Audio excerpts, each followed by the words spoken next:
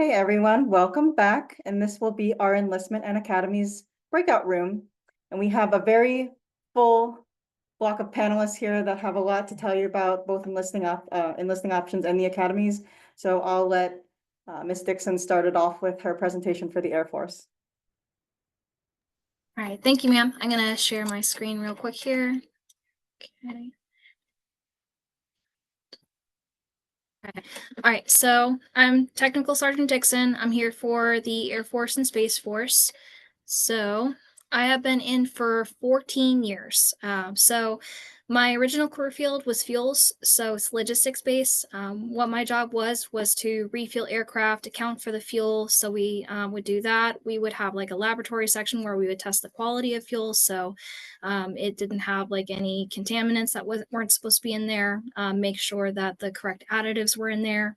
So over the course of my career, I have been stationed in places like Germany and Delaware. I have been to Spain, Panama City, Canada, and then I've deployed 3 times over the course of 14 years, all of which have been to Kuwait, been to Al Jaber twice, and then Ali Salim once. So that experience was pretty eye-opening for me. All I ever really knew about overseas was what I saw in the media. So it was really interesting to visit Kuwait City and see how beautiful it was over there. So I went to like their mall areas and stuff. Cities are beautiful. Malls were really nice. It's a dry country, which means that they don't drink alcohol over there. So their family activities was really robust. Like the bowling alley was packed, go-karting packed, their food was amazing. So I had a really good experience.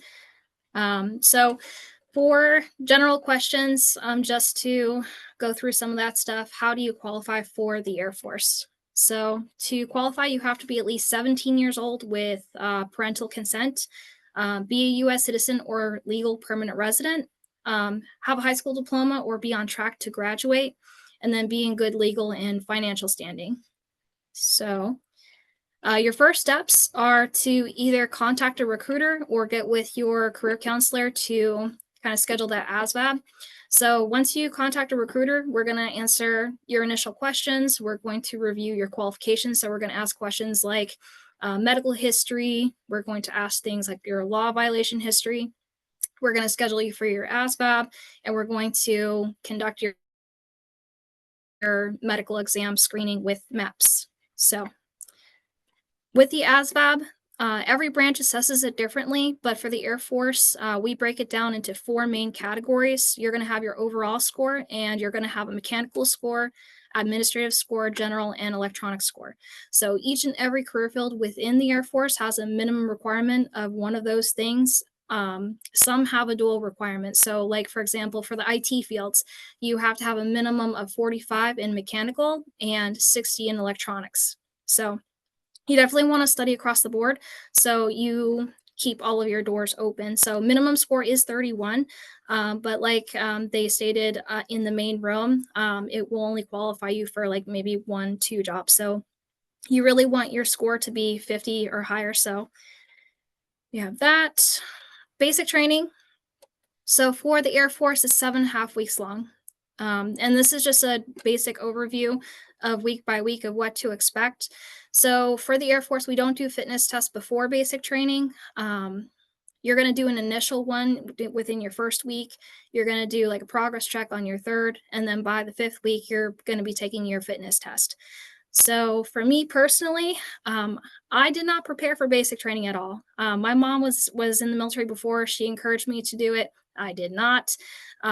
Even though I wasn't prepared physically for basic training, I still made it through. They want you to succeed. So it was a challenge for me, but I still made it through, graduated on time, and I was super accomplished and I felt great about it. So I went from not being able to do any push-ups to being able to meet the minimums. So here, this is just to give you a general idea of where your targets should be by the time you graduate. So it's based on age and gender. So not too bad, nothing too crazy. Air Force assesses you on running, push-ups, and sit-ups.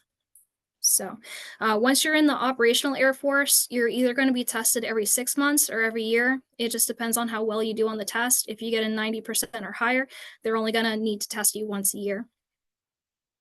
Okay, so education, that's a big thing.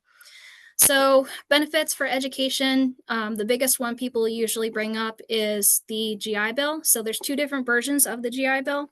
The first one is going to be the traditional style. So that one pays out based on your student status. So if you're full-time, it's going to give you a full-time rate. It changes from year to year. They adjust for like cost of living and stuff like that. So the post 9/11 is usually the most popular one because it pays for your housing, pays for your housing, pays tuition directly to the school, and then it gives you a stipend for books and supplies. There are more benefits for education that aren't listed here. So you also have access to something called college level examination tests. So that's you taking the final examination without actually taking the class. If you score their minimum score, you'll get credit for taking the class. They offer those for like entry level, like 101s and stuff like that. We also do tuition assistance, which gives you $4,500 to go to school. So that resets every year. So you want to make sure that you're using that every single year because you can't save that. It doesn't roll over. So what most people do is they'll do their tuition assistance as much as possible and save their GI Bill for when they get out, or you can save it to transfer it to a spouse or a child. So you have all of those. So in the Air Force, we don't call it MOS, we call it an AFSC. It's called Air Force Specialty Code.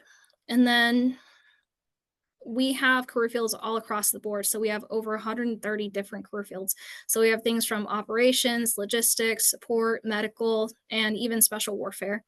So most of what we're hiring for is going to be geared towards mechanical and electronic career fields because our main mission is aircraft.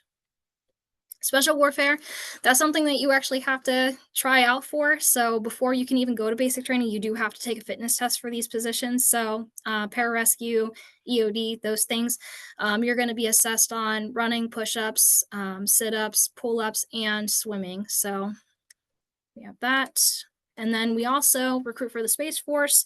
Space Force, their mission is more focused on cyber, intel, and space operations. So they're dealing with everything above the hemisphere.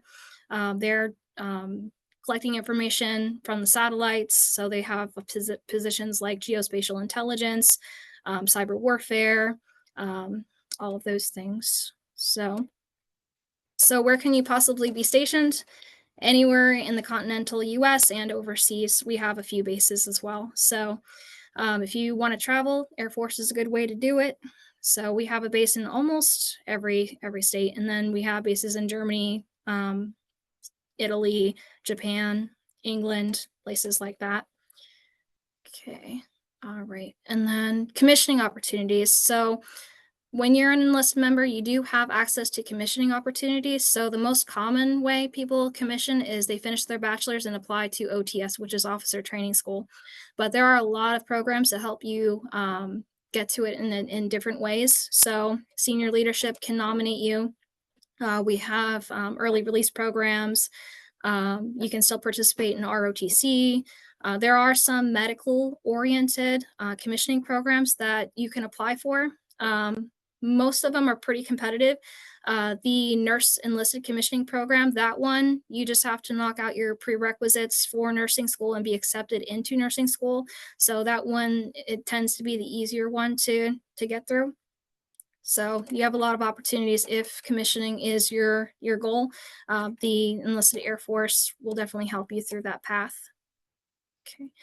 And then this is my information. So I am recruiting out of the Waples Mill Road office in Fairfax. We're pretty much right next to the NRA. So does anybody have any specific questions, or are we moving on to the next presenter? I think due to time, we have to move on. I see a duplicate name in our, I want to figure that out. So if Mr. Pennington is here, I'd like for him to present from the Marines.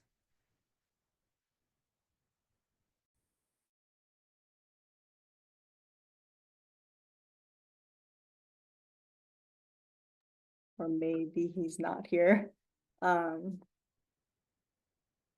Okay, we'll move right along then to the National Guard. Oh, can you guys hear me okay? Yep. Okay, hold on me. Sorry, I just got back, so I was transitioning everything like that. Really good presentation, Sarah Dixon. Here. So when it comes to the Air National Guard, pretty much it's the same as the regular Air Force.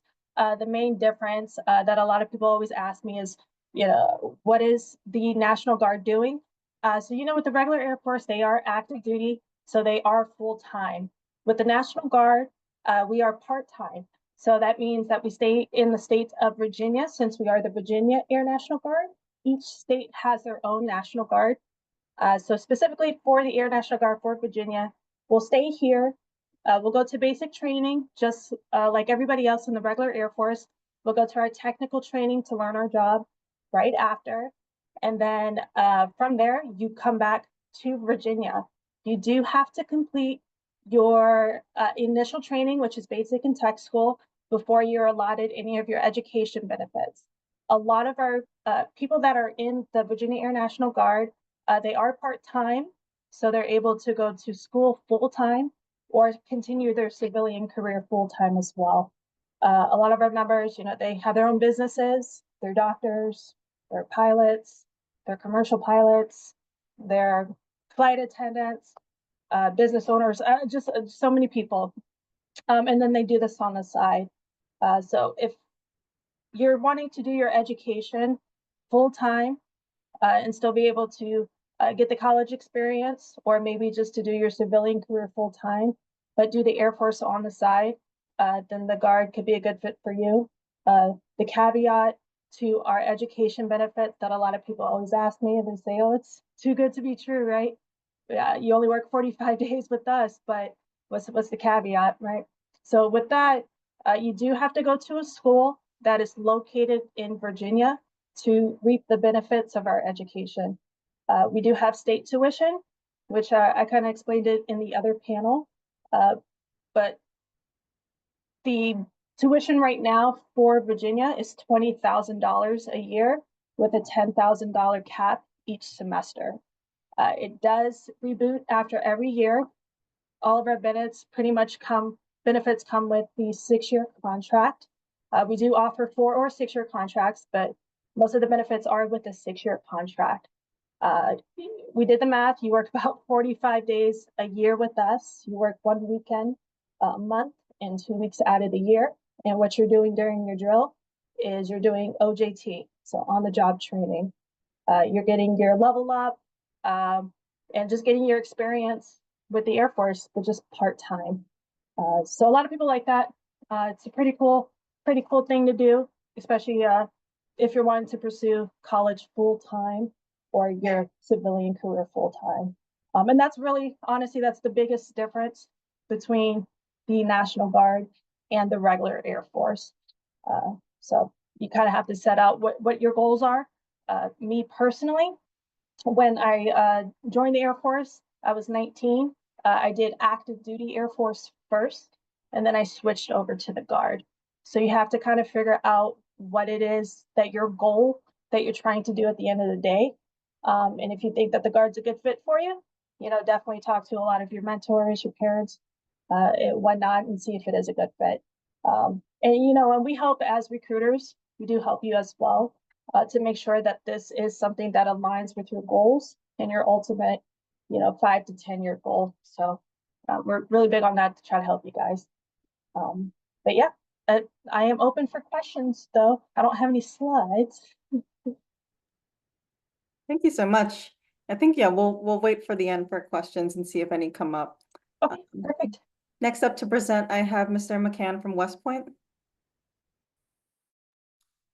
Okay, can you hear me okay? Yep, just fine. Okay, great. Okay, so I'm Colonel Ray McCann. I'm a retired Army officer. I went to the United States Military Academy at West Point and graduated a few years ago, as you can tell by the color of my hair. I am the district coordinator for West Point admissions in the 11th Congressional District of Virginia. That's Congressman Jerry Connolly's district, which covers most of Fairfax County. I also chair his West Point nomination board, and I have a group of volunteers, mostly retired Army officers who we blanket the Fairfax County public schools, the high schools, and support candidates who are interested in applying to go to West Point. And so we have someone assigned to each of the schools, and as well as the private schools. If you're interested in becoming an officer, there's basically there's a distinction between being enlisting, as we've heard our Air Force representative talk about. But I'm going to talk about how do you become an officer and how do you get into West Point. Basically, there's three ways to become an officer. One is to get a direct commission, going through an officer candidate school, or becoming, let's say, going through medical school and then applying to join the Army. That's really kind of specialty way to get in, and the needs of the service if they need particular qualifications, like being a doctor, being a lawyer, or something like that. I'm not going to really talk too much about that. You can also become an officer by going to through an ROTC program, Reserve Officer Training Corps program, and there are programs that the Army has, of course, the Air Force and the Navy. They all have their ROTC programs as well. And there, basically, you go to a university or college, a four-year college, and ROTC is one of the classes that you take.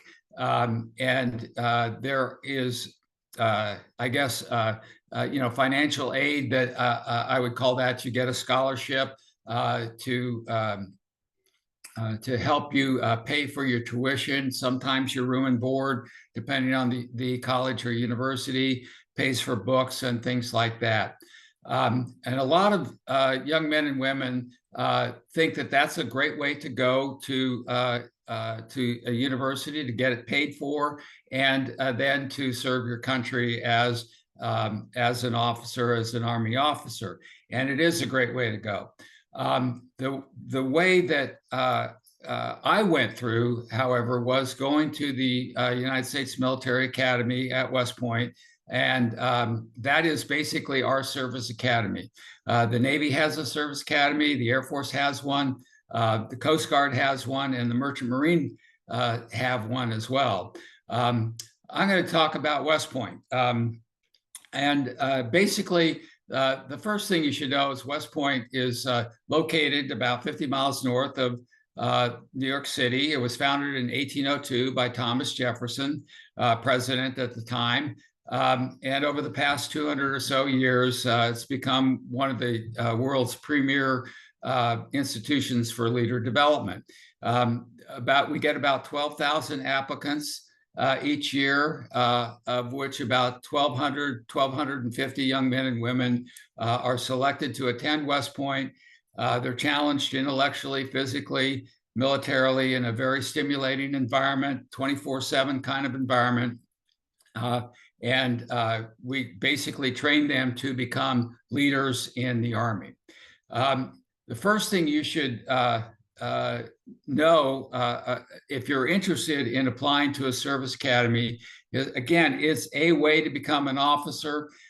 It may be the way that you want to go to a 24/7 kind of environment, or you may also decide to apply for an ROTC scholarship and go to a university. And some young men and women do both. They want to go to a service academy, but they're not sure they're going to get in because the selection process is pretty tough.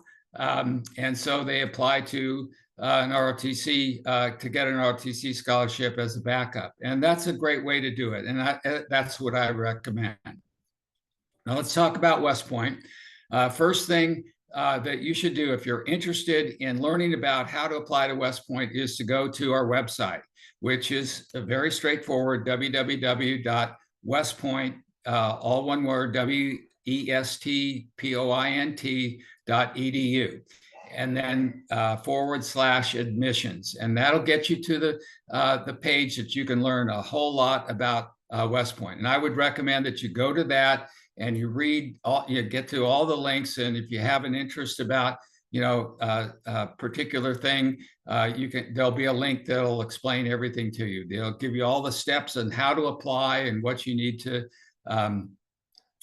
do to get into West Point. Basically, you need to be you need to fill out the application and become academically qualified. You're also going to need a nomination, which we'll talk about, and you're going to need to be medically qualified. So I'm going to talk about each of those.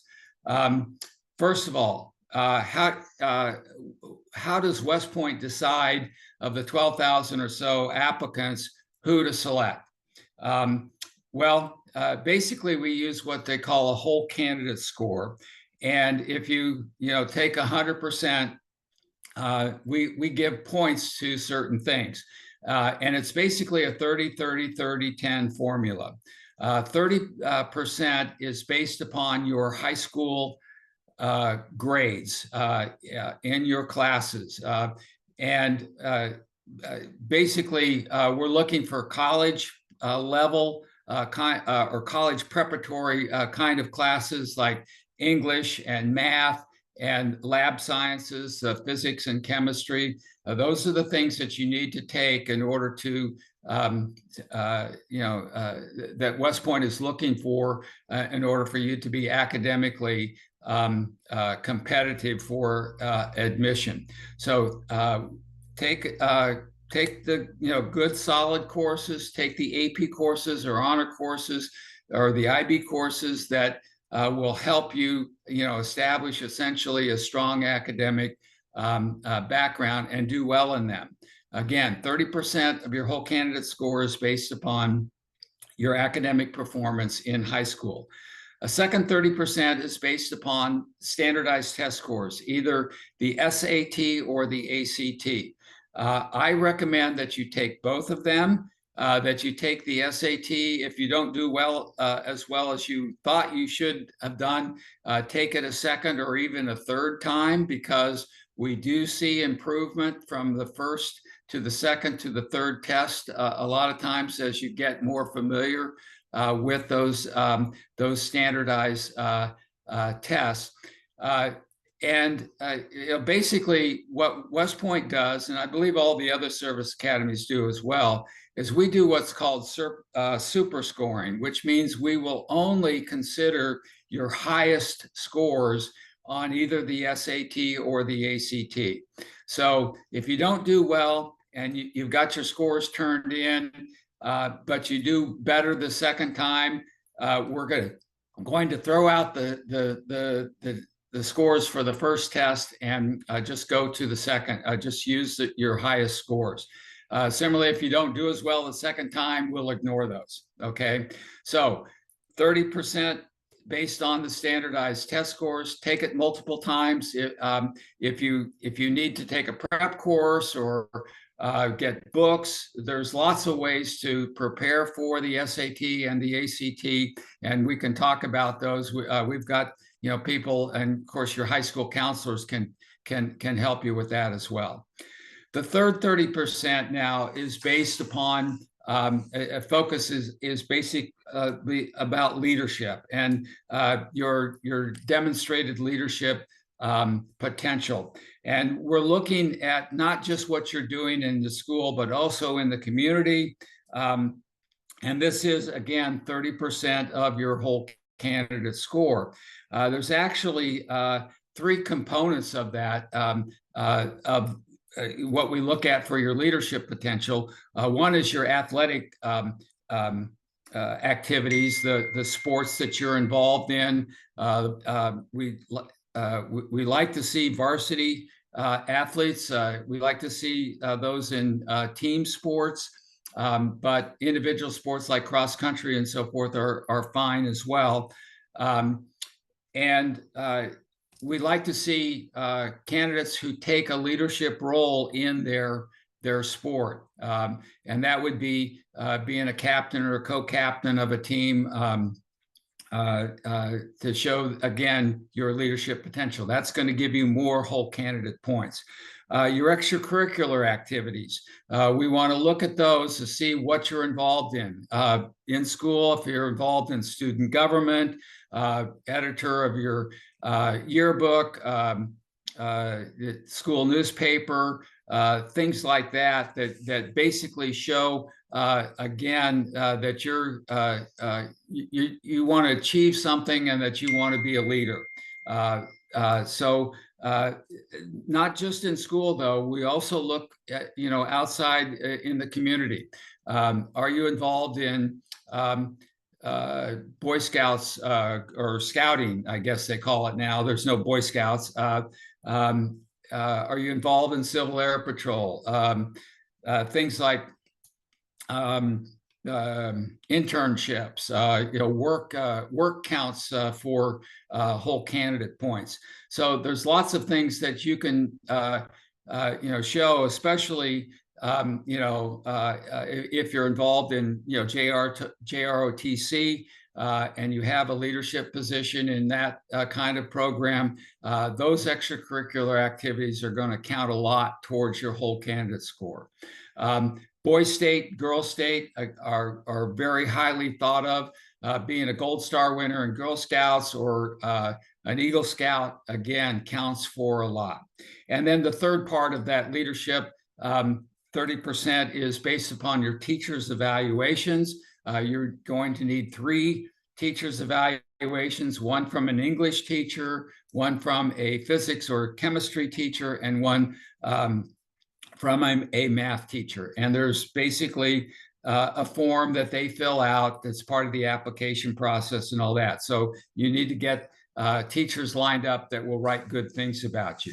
So that's 90%. The last 10% is based upon your performance on what we call the candidate fitness assessment. It's 6 events, starting with pull-ups. It includes sit-ups, push-ups, a shuttle run, throwing a basketball from your knees, and a mile run.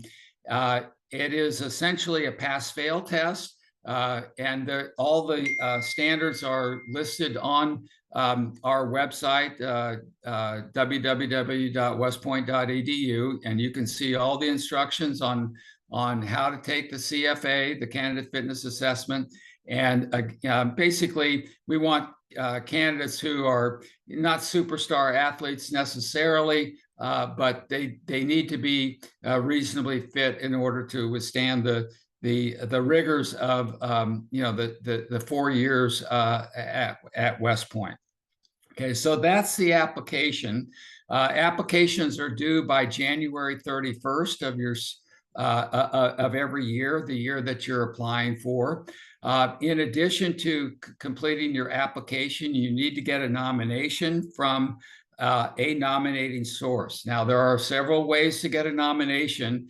If you're the son or a daughter of someone who is on active duty or retired, then you might be eligible for what's called the presidential nomination. Again, all the instructions on how to apply for that are on our website. But most young men and women will apply to the senators and congressmen, our 2 senators in Virginia and the congressman from the district that you live in. And you can also apply to the vice president for a nomination. And for Congressman Connolly, we run a board that meets typically in October or November, and we interview the candidates and we decide who to recommend to the congressman that he should nominate. We get Generally, most years we get 15 slots to nominate. Some years we'll get more, but most of the time it's 15. And you do need a nomination in order to be eligible for an appointment to West Point. It is a statutory requirement. And if you have questions about that, we can certainly address those. And the last thing is you need to be medically qualified. You need to go through it's a 3-part medical exam that's run by what's called the Department of Defense Medical Evaluation Review Board, or known as DOBMERB. The 3 parts are essentially a background, history kind of a thing. They want you to fill out and answer some questions. There is an appointment that you'll go see a doctor in the local area. They'll have somebody, a contract physician, that will check your reflexes and your hearing and that sort of thing. And then the 3rd part is an eye exam. And you need to be medically qualified in order to, again, to receive an appointment. So those are the things that that you need to know. You can, again, find a lot of information in more detail on the West Point website, or you can contact one of our field force representatives. Contact me, let me know what school you go to, and I'll get you in touch with the right person. Last but not least, I just want to mention quickly our Summer Leaders Experience. We have 2 week-long programs in June for juniors who are rising seniors to go to West Point and spend a week up there. And you go through a whole bunch of cool stuff and you get to basically experience what West Point would be like if you were going there. So think about applying for that if you are in your junior year, or you're a sophomore and you're going to be going into your junior year. The applications open up in I think around the 15th of February every year.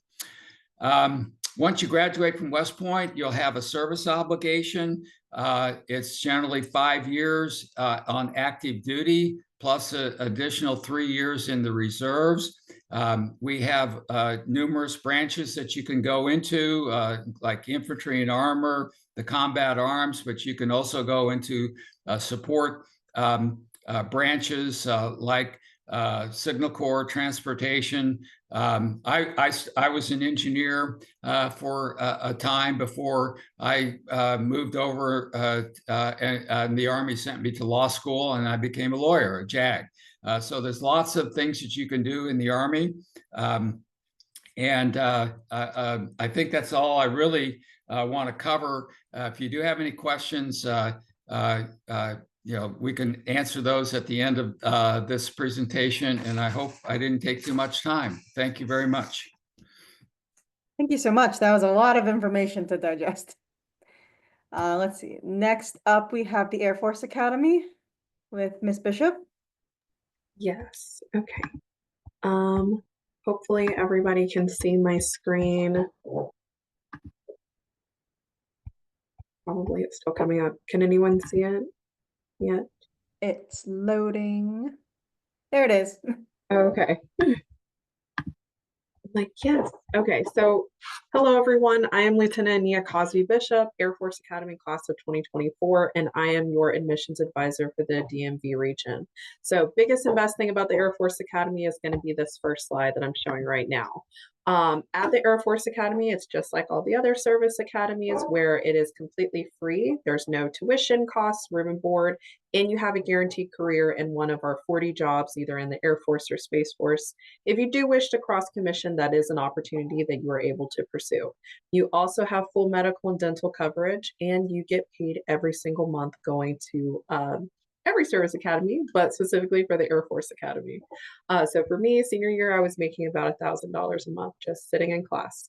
So moving along, this is our mission and vision of the Air Force Academy. Biggest thing that I'll highlight here is that we're looking for leaders of character. And that's like our biggest goal that we're trying to do in this program, is make sure that everyone is prepared to be contributing members of society.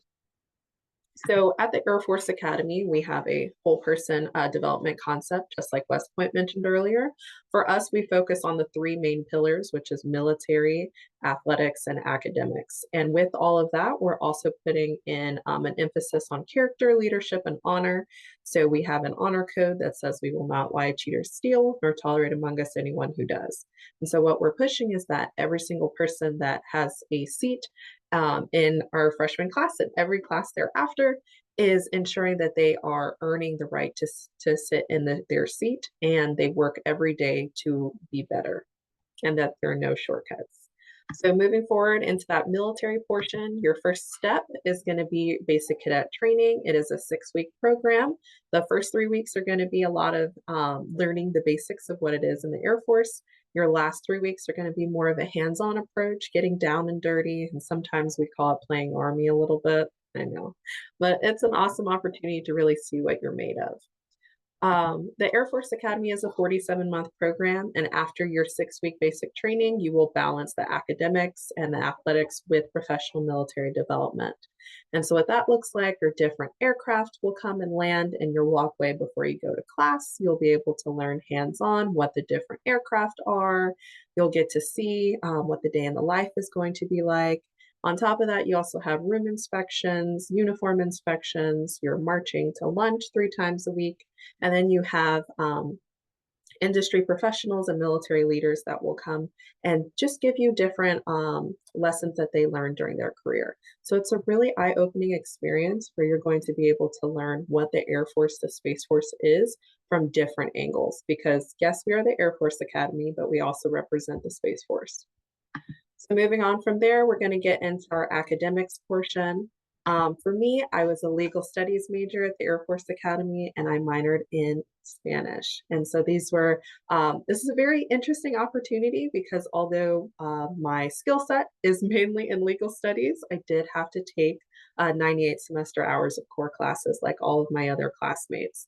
So I was finding my way through aeronautical engineering and crying sometimes my way through electrical engineering.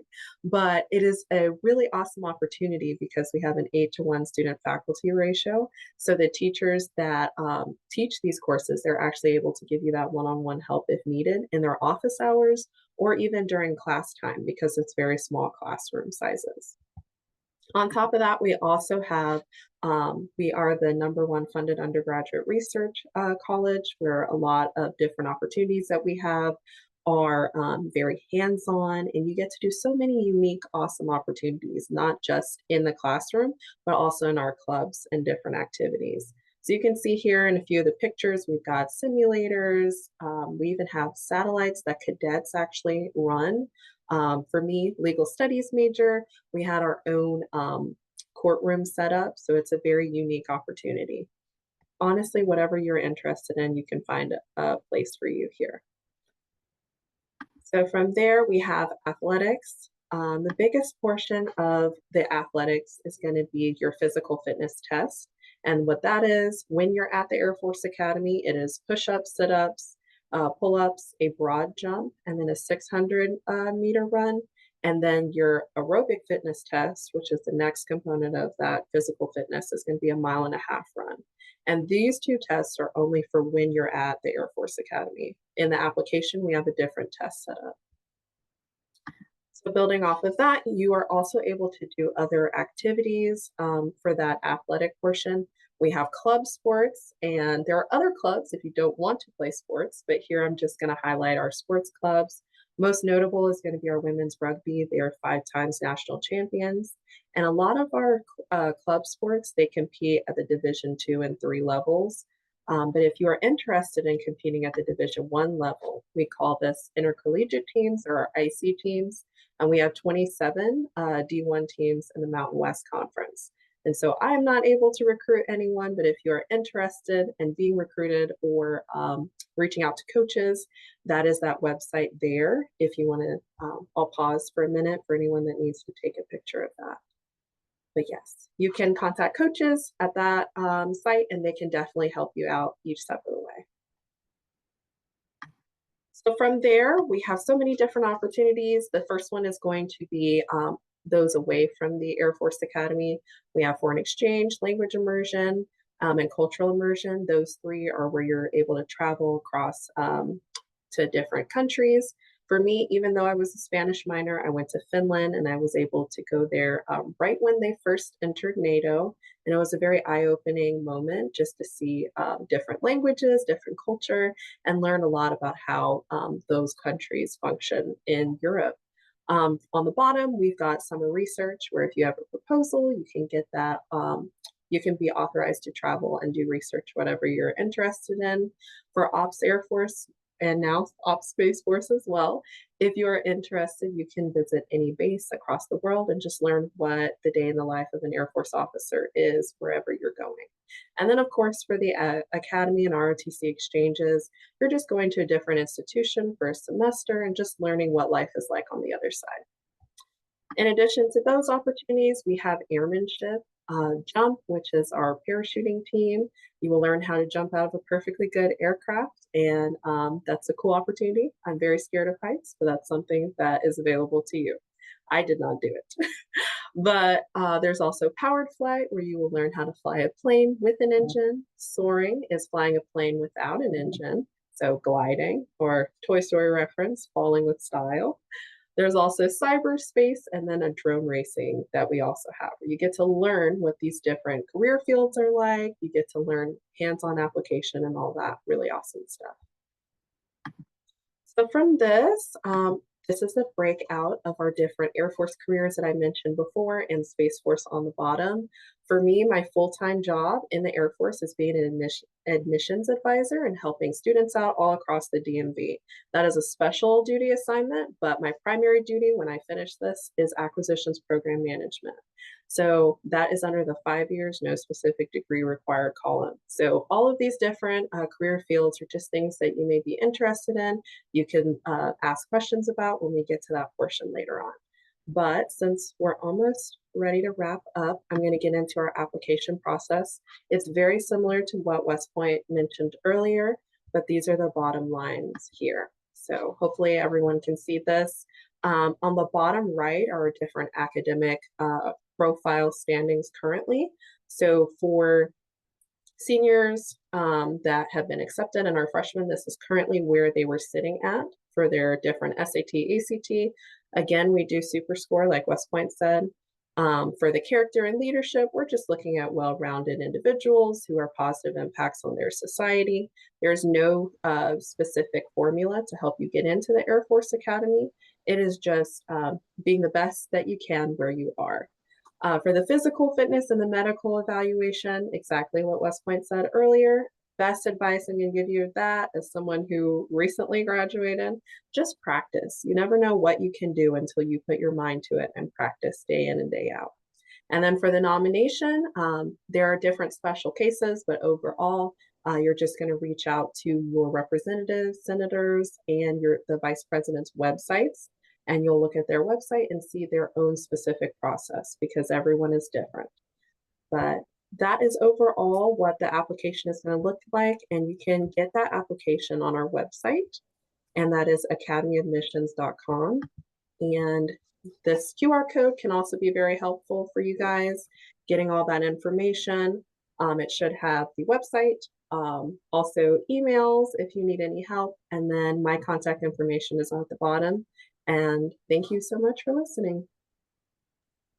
Thank you for the presentation. I'll turn it over to Mr. Martin Menez now with Annapolis. Thank you, Ms. Kim. I am retired Navy Captain Marty Menez, and I am a Naval Academy information officer, otherwise known as a blue and gold officer for short. Because we're running behind time, and I'm going to try to stay within my allotted 8 minutes here, I will tell you that I won't show you about a lot of slides, although I have them, but all the information and a great source of data is the website, and that is USNA, that's United States Naval Academy, usna.edu/admissions. So again, usna.edu/admissions. I want to just talk to you about the Naval Academy, and a lot of the information is the same. or similar as the Army and the Air Force. But as blue and gold officers, and all the high schools in the area have a Navy blue and gold officer assigned. First thing you need to do is get to know him or her. You can probably find that out through the guidance office. And our mission is twofold. One is to guide and counsel the candidates through the admissions process. There are 9 steps. It's quite onerous, like the other service academies, and you may need some help and counsel in that. The second function is to assess the candidates as they go through the process. And the interview that we will do of you, if you apply, is put into your package and carries a lot of weight, because the admissions office folks cannot interview everybody. So they depend on us, the blue and gold officers, to do that evaluation and make judgments. So get to know your blue and gold officer early. Sophomore or junior year would be ideal. Don't wait till your senior year. The criteria that we use are the same as the other academies: academics, leadership, and physical fitness. I won't belabor that. But here's some advice that I will give you that may come in valuable, particularly when you're interfacing with your blue and gold officer and the interview. First, when you're in high school, take a lot of math, science, calculus, by the way, specifically, and do very well. Take AP and BA classes. You want to take, again, as the other said, the SAT and ACT multiple times if you can. And I said SAT and ACT because they test for somewhat different things. So you might do better on the SAT than the ACT or vice versa. Okay. And we'll only take the top score. You want to show leadership in school or out of school. You can create leadership opportunities for yourself if you're not a leader in school. For example, you might want to go down to your local assisted living center folks and say, what can I do for you? Can I fix some furniture or paint rooms or move stuff around? And oh, by the way, I'm the team leader. And if they say yes, then you go get your team, and all of a sudden you have instant leadership experience. So you can create leadership opportunities. So you need to show leadership. When you interview with the blue and gold officer, you need to treat it like a job interview, because it is. For the next 4 years, at least, while you're there, plus the 5 years of active duty, plus however long you stay in the Navy. And by the way, the Naval Academy commissions both Navy and Marine Corps officers. That's a key point I should have said at the beginning. Navy and or Marine Corps officers. When you do the interview, though, you want to be able to articulate your goals, your priorities, your motivations, and your interest. Don't start thinking about it when the blue and gold officer asks the question. You need to know that beforehand and have it well thought out and be able to articulate it. The long pole in the tent, like the other service academies, is getting a nomination. Same criteria. I won't go into it. You can go on to the websites of the other of the Congress, the congressman and senators and the vice president. And if you have military family, there are or the NJROTC, or any junior ROTC program, there are nominations available. The nomination process is closed for this year, but you want to find out what the dates are and what the process is. And each of them are slightly different, okay? So jump on that, and that takes the longest time. That's the longest pole in the tent. Finally, I will tell you that when you take the DoD Medical Evaluation Review Board, I will tell you that many times you get a letter from them saying you're not qualified. But realize, please, that the DoD contracts with them to do an evaluation of you, and it's hard to be an athlete in high school and not get hurt at least once, right? So almost everybody's got something wrong with you. Their job is to find out what's wrong with you, and they make a report to the Naval Academy. but they're not the judge of whether you are offered an appointment. They are just advisors and evaluators. That's it. So if you get a letter that says not qualified, don't sweat it. The waivers, and there are many waivers for many conditions, come from the Naval Academy. So just keep plugging away at it, and don't be deterred or discouraged by a non-qualified letter from the DOB-MERB. They're just doing their job. Okay. I think my 8 minutes is about up. I'll stop right here, so we have time for questions. Thank you. I was gonna say, if you do have more to add, I had one person need to leave because of power outage, and then I tried reaching Mr. McHale, but I can't seem to. So I'm not sure if you wanted to extend. The only question that I have in the queue has to deal with West Point, so I'm not sure if you wanted to keep adding on or not. Well, I could whiz through the slides if that's what you'd like, but a lot of the information is very much the same. 25 majors, music and veterinary school are not among them, okay? Nor legal, things like that. The Navy wants to, and the Marine Corps are producing warriors. And one of the folks already said that in this session or the previous session. Most of the graduates, and by the way, there's a 90% graduation rate, which is outstanding for 4 years. 90% of those who enter at the beginning make it out the end, which is much better than most schools. But the Navy and the Marine Corps produce warriors. You're either a surface warfare type person on ships, a submariner, or an aviator, and the rest of the staff corps sorts of things. I don't think I should show the slides because that will take some time. Over.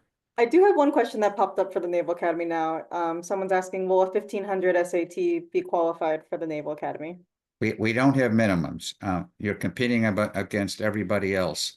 The NROTC, by the way, has minimums, but not the Naval Academy. You want to be well, I can tell you this. The class of 2024, I'll see if they have there's an SAT score of the average person there. And here it is. For the middle 50th percentile, the class of 2024 was the verbal was 630 to 760. 630 to 760 was the verbal, and English, ACT English 27 to 34, ACT Math 27 to 34, and by the way, the SAT Math a little bit lower, 620 to 750. But those are the scores, not minimums, but the scores of the folks that actually graduated last year. So you can judge your competitiveness against who was admitted and offered appointments, and that's what I just gave you. Over. Thank you for that. I see Mr. McHale is here now. Hey guys, I was here, but it's just my camera wasn't working. So Oh no. yeah, so had some time. yeah, it wouldn't let me but real quick, I just wanted to add, I'm with the National Guard. I'm in the Army National Guard. So one thing that everyone was mentioning was nominations. I just wanted to add that we have service-connected nominations through the National Guard for West Point, which I believe, and if Mr. McCann would correct me if I'm wrong, I think there's like 85 appointed slots for the National Guard and Reserve component. And how that works, basically, if you're in the National Guard, you can get your commander to basically nominate you to be in the school. And you would be competing against other National Guardsmen instead of like a pool of the other individuals in a bigger pool, I guess. You can also join the National Guard as a junior using split training option, and as a senior. And so how that works is you go to training your summer of your junior year, and then for basic training, and then when you graduate senior year, you'll do your job training. And again, you can still use that nomination from your commander to try to go to West Point. And then at which point if you get admitted to West Point, you're going to be able to renew your contract and go to West Point and sign a contract as an officer once you finish there.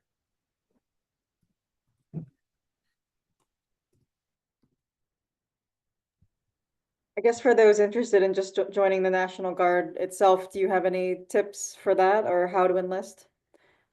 Oh yeah, absolutely. So same standards as any other component, 31 on the ASVAB. The biggest thing is the medical aspect. Talk to one of your recruiters. There's waivers for everything. So if you feel discouraged, talk to us anyway. We could probably get you a waiver. The main focus for the National Guard is making sure that you have a game plan for after high school. The last thing we want is for you to sit at home and do nothing. And as Tech Sergeant Means was saying, with the National Guard, it's state specific. In the Virginia state, we are granted $20,000 per year towards your tuition in schools in Virginia, as well as you're qualified to use federal tuition assistance, which is an additional $4,500 per year.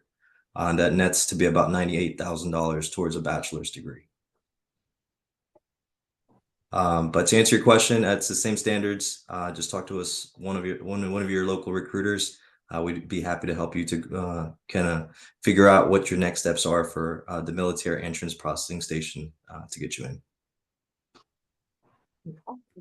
Thank you for that. I just have one question that's unanswered, and it pertains to West Point. How do you go about getting the nomination letter to go to medical school at West Point? How do you get into medical school? Was that the question? The question is, how do you get a nomination letter to go to medical school at West Point? Well, okay. I'm not sure if I'm going to try to answer it because I'm not sure I understand the question. But basically, West Point, when you graduate from West Point, you go into a branch of the Army. But we allow up to 2% of the graduates to go from West Point directly to medical school, and they will. It could be anywhere in the country. You got to get into medical school, pass the MCATs, and if you're one of the if there's 1,000 graduates, and that means about 20 young men and women will go to medical school. And we've had young men and women go to places like the Mayo Clinic for their med school because they're high achievers and they do really well. So that's how you could become a doctor. Now, if the question has to do with becoming medically qualified to get into West Point, then that's a different question. And basically, what happens is once you open your application to West Point and you start to complete your application, you turn in your teacher's evaluations, your list of activities, we require you to write 3 answers to 3 questions. We call them candidate essays. Once you start to turn those things in and get your transcripts in and so forth, then if you are deemed by the admissions office to be competitive for admission, then they will contact DOBMERB, and they will open the medical process for becoming medically qualified to go to West Point. So I hope one of those 2 answers was directed at what your real question was. If not, then I'll try to clarify it. Thank you. And the next question is, if you go to the summer learning experience at West Point, can you get an LOA during your time there?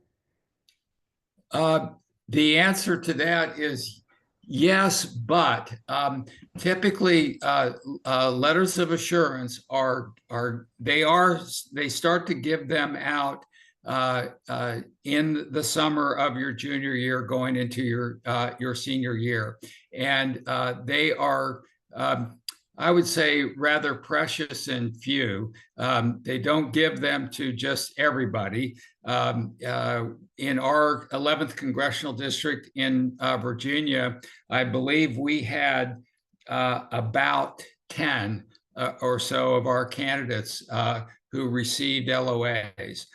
Some of them got them as early as June during the or right after the SLE. Others not until August or September.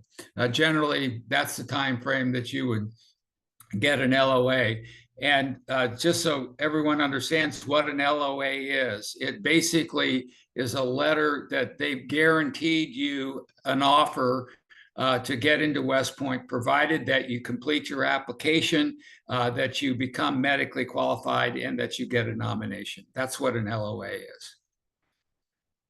And the last question I have here in the queue is, how do you join the summer training? After you have a nomination letter, do you have to attend West Point only, or can you apply to other academy schools, I guess, after applying to West Point? Okay, so I don't believe the Merchant Marine Academy has a summer program. I could be wrong on that, but the other 4 service academies do. And you have to apply to their ours is called the SLE, the Summer Leaders Experience. I believe the Air Force Academy is the SLS, the Summer Leaders Seminars, and same with the Naval Academy. But they're all held in June, and you have to apply to through the that service academy's website to get into one of their week-long summer programs. And I know some candidates, by the way, that go to multiple service academies, SLSs or SLEs. It's just depending on how the schedules work out and you know, if they get in. The SLE, as I mentioned earlier, for us, it's a great way to learn about West Point. It is not a guarantee that you'll get into West Point, just because you get selected for the SLE. And if you don't get selected for SLE, that's not any kind of indication that you will not be considered competitive for an offer.